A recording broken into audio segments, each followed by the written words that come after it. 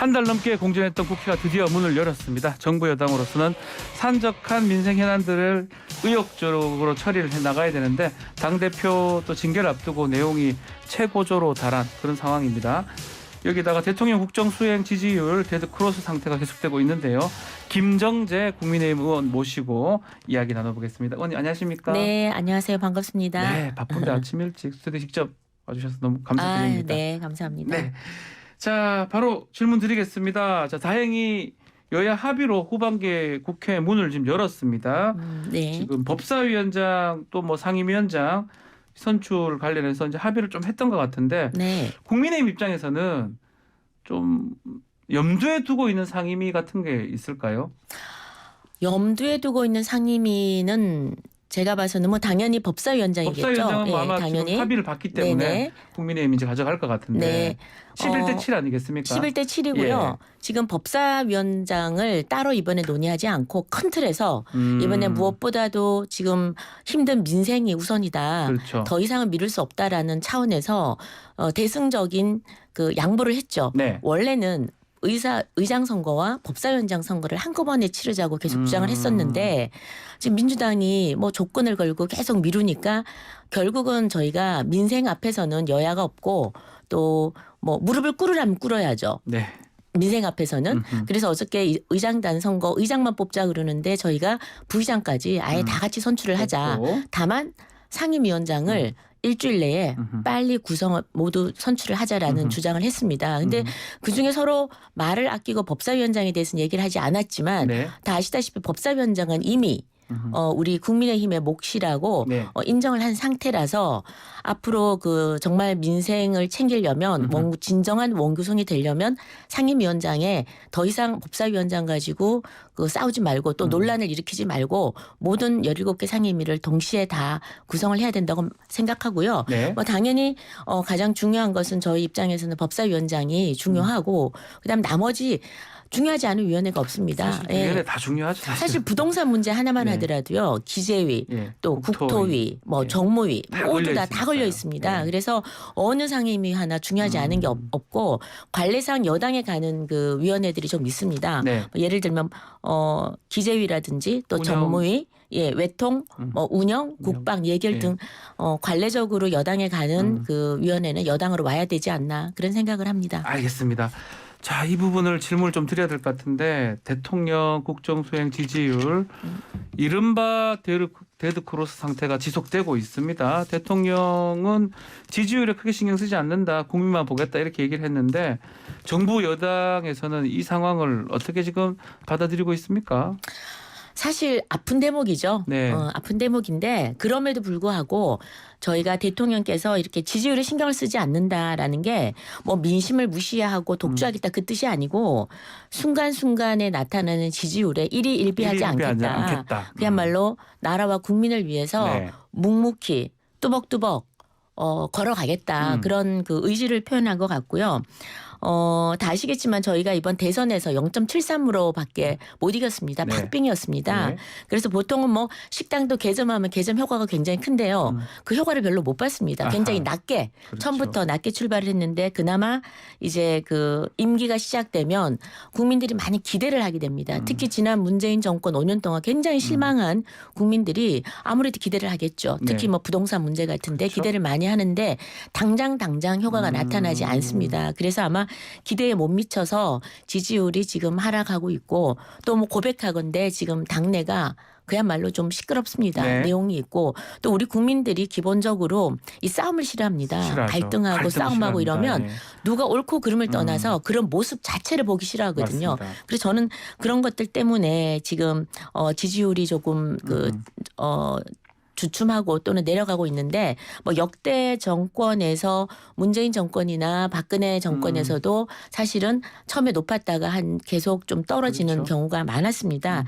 그러니까 뭐 저는 이제 2달 지났거든요. 그래서 60일이라서 아직까지는 정책의 성과를 객관적으로 드러내기는 짧은 시간이다. 그래서 지금은 흔들리지 않고 초심을 잃지 않고 오로지 국민만 생각하고 정책에 집중하는 것이 저는 가장 옳은 답이다라고 생각을 하고 있습니다. 자, 그 중에서 인사 부분 네. 얘기가 좀 많이 되고 있어요. 여론에 따르면 좀 신뢰를 좀 많이 잃은 것처럼 이렇게 판단을 좀 하고 있는데 특히 검찰 편중 인사도 좀 그렇고 장관 지금 부실 인사 논란도 계속 되고 있는데요. 네. 또 윤석열 대통령은 인사 관련해서 전 정권과 다르다라고 또 이렇게 말을 했는데 이런 부분은 어떻게 보십니까?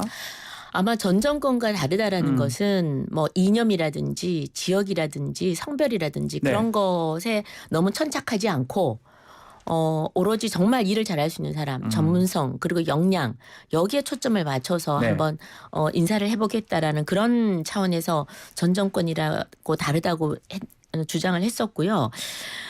사실 인사라는 것은 완벽할 수는 없습니다만 저는 네. 국민의 눈높이에 맞아야 된다고 생각을 합니다. 그다음 두 번째는 국정 철학을 대통령과 함께 공유할 수 있는 사람이라야 되는데요. 그렇죠. 그럼 우리가 이건 가끔가다 이런 그걸 코드 인사라고 비판을 하기도 하는데 저는 개인적으로 정권을 바꿔줬을 때는 책임 있게 나와 함께 뜻을 같이 하는 사람들이 네. 일을 하고 그 일에 대한 평가도 국민이 한다고 생각을 합니다. 만약에 잘못했을 경우는 당연히 지탄을 받고 질타를 받고 또 정권이 교체가 될 수 있겠죠. 네. 그래서 이 인사만큼은 국민 눈높이와 대통령의 국정 철학을 함께 공유할 수 있는 그리고 능력 있고 전문성이 있는 사람으로 해야 된다는 거는 맞는데 그럼에도 불구하고 이번 최근의 인사가 국민의 눈높이에 만약에 미치지 못한 부분이 있다면 그것은 분명히 개선해야 될 부분이라고 생각을 합니다. 그렇죠. 지금 네. 뭐 세 분이 지금 낙마한 상황입니다. 네. 김승희 후보자까지. 네. 자, 임사 검증 시스템 이 부분도 한번 들여다봐야 되지 않나 이런 얘기도 나오고 있고요.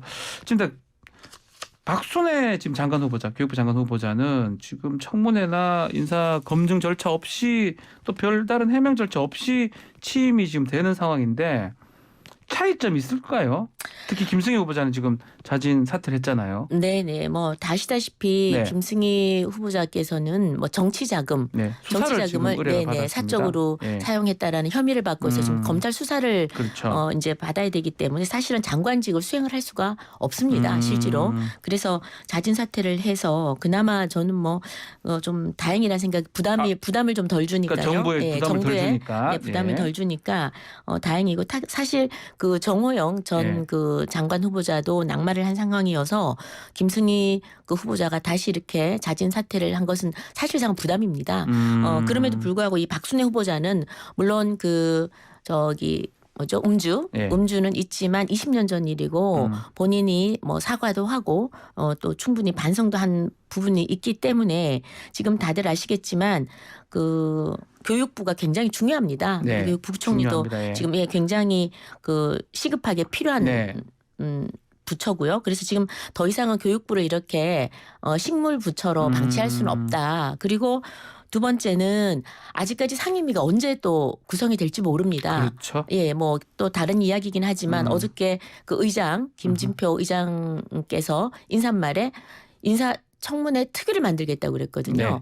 이 말은 상임위를 아직 구성을 안 하겠다라는 그렇죠. 이 간접적인 그런 뜻을 표현이에요. 표시한 거라고 봐야 그렇죠. 되겠죠. 그래서 사실 이 결정을 할 때는 어저께 오전이었거든요. 그래서 어저께 오전 수석 그 비서관 회의 이후에 이제 임명을 했는데 언제 구성될지 모르는 원 구성을 두고 마냥 비워둘 수는 없다라는 그런 절박한 마음에 이렇게 청문회를 열지 못하고 했는데 좀 아쉽긴 하지만 네. 그거는 일정 정도 우리 국회에도 책임이 있는 것 같습니다. 알겠습니다. 네.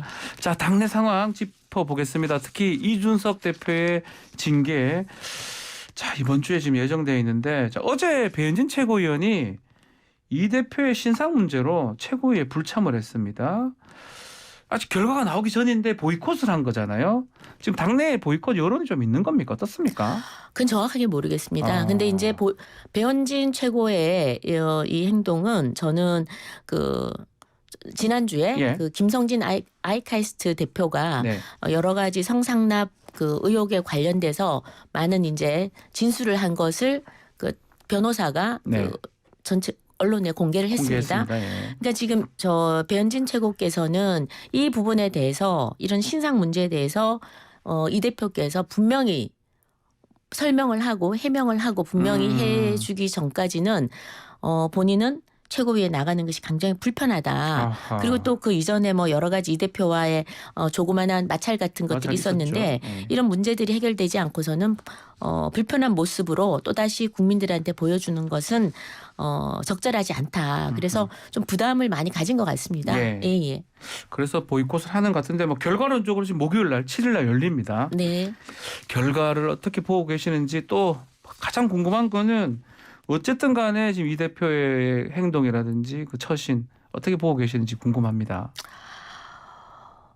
사실 뭐 말을 하는 것보다 말을 하지 않을 때가 더 무서울 때도 있거든요. 그렇죠. 그래서 저는 당 대표로서 좀 하고 싶은 말은 많지만 조금 좀 더 절제된 행동을 하면은 좀 더 신뢰를 주지 않을까 네. 그런 생각을 들고요. 그 요즘 좀 최근에 뭐 침묵 모드로 요즘은 조금 조용해지신 것 같기도 지금 하고요. 한 2, 3일간 예. 침묵 모드로 들어갔다고 합니다. 그 이재명 의원께서는 뭐 108번에 그러시는데 우리 대표께서도 침묵 모드로 들어갔다 그러시는데 네. 그래서 저는 좀 더 마음의 근육을 쌓는 그런 시기가 됐으면 좋겠고요. 그리고 뭐 사실 윤리 결정은 저희가 아무도 예측을 할 수가 없습니다. 그렇겠죠. 그래서 그리고 여기는 그 법적 판단을 하는 데가 아니라 윤리적 부분에서 판단을 하는 것이기 때문에 네. 여러 가지 정치적 상황이나 또는 어떤 이번 이 성상납 의혹과 관련된 정황적인 증거들이 제대로 모아지면은 그걸 토대로 아마 윤리적 차원에서 평가를 하지 않을까 싶습니다. 네. 자, 이 질문도 한번 드려볼게요. 얼마 전에 이준석 대표가 포항에 갔다가 네. 우리 김정재 의원님 지역구에 방문을 또 했던 것 같아요. 혹시 사전 연락을 받으셨습니까? 정확하게 말하면 제 지역구는 아니고요. 아닙니까? 포항이긴 한데 김병욱 의원 지역입니다. 그렇습니까? 김병욱 의원 지역이고 사전에 저는 저희가 통상 이제 뭐 대표마다 스타일이 다른데 예전에는 갈 지역의 의원들 시간도 물어보고 그렇죠, 예전 대표는 통상은. 그랬는데 네. 우리 이준석 대표께서는 굉장히 좀 많이 행보도 많이 하시고 예. 자유롭게 움직이세요. 예, 그래서 사전 연락은 저희하고 조율하는 건 없고요. 그냥 오시면 온다고 연락만 해줍니다. 그러면 저희는 이제 일정 연락만 받고 그러는데 이제 김병욱 의원 지역이니까 저는 그날 일정이 있어서 미리 참석을 못 한다고 미리 말씀을 드리고 그 죄송하다는 말씀도 제가 드렸죠. 그래서 근데 사람들이 오해를 하시는데 예전에 그 후보 벌써 시절 오신다고 때 얘기를 했었어요. 네. 예전 후보 시절 때 그 장제원 의원 지역구 사무실에 네. 가서 사진 찍는 모습들이 네. 아마 많은 국민들이 기억을 하고 있습니다. 아마 네네. 의원이 없는 자리에 가서 사진을 찍고 지역구 사무실에 당 대표가 막 그런 기억 때문에 이제 얘기했는데 사실 아무 문제가 없었네요. 그러면 사실 아무 문제 없었죠. 그리고 미리 이제 원래 가기로 했고 오기로 했었고 또 더 방점을 찍는 데는 사실은 그 경주 네. 한수원이었습니다. 그렇죠. 거기 그래서 가려고 탈원전 했던 문제에 거니까. 가는 김에 포항 경주가 붙어 있으니까 아마 김병욱 의원 지역으로 들렀던 것 같습니다. 알겠습니다. 자, 혁신이 얘기도 좀 해보겠습니다. 혁신이가 엊그제죠.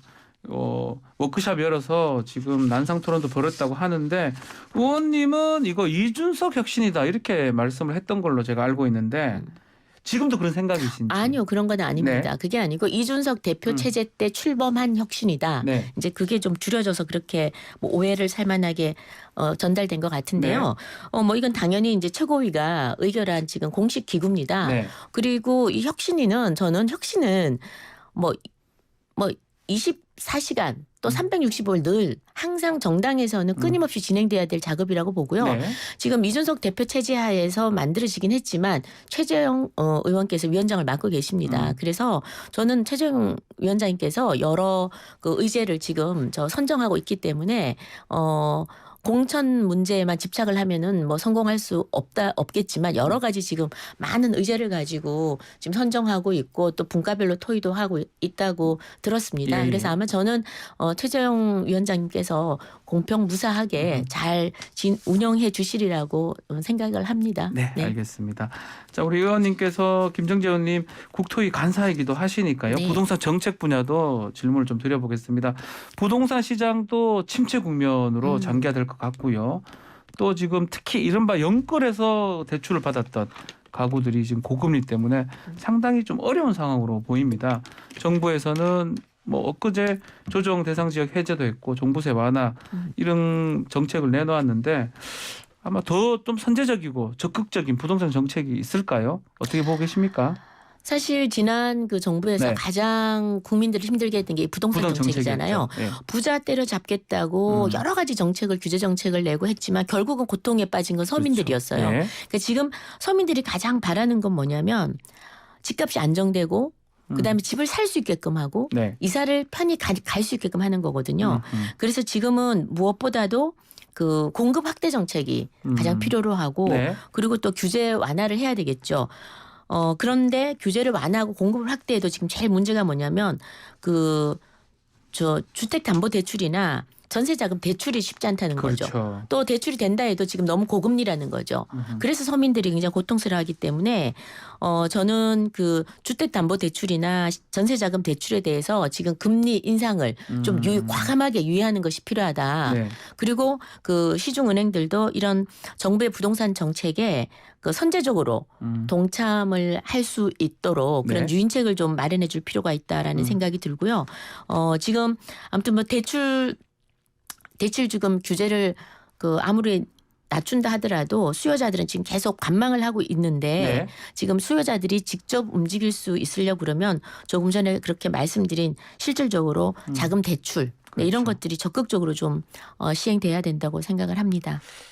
자, 마지막으로 이거 질문 한번 드려보겠습니다. 네. 지금 부동산 정책 중에 하나가 종부세 완화, 윤석열 정부의 1호 정책 같아요.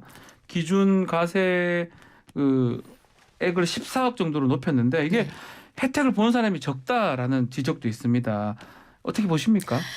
이게 뭐 언뜻 보면 네. 종부세 개편을 과세 기준을 11억에서 14억으로 11억, 높여서 14억 심지어는 뭐 예. 극소수다 이러는데 예.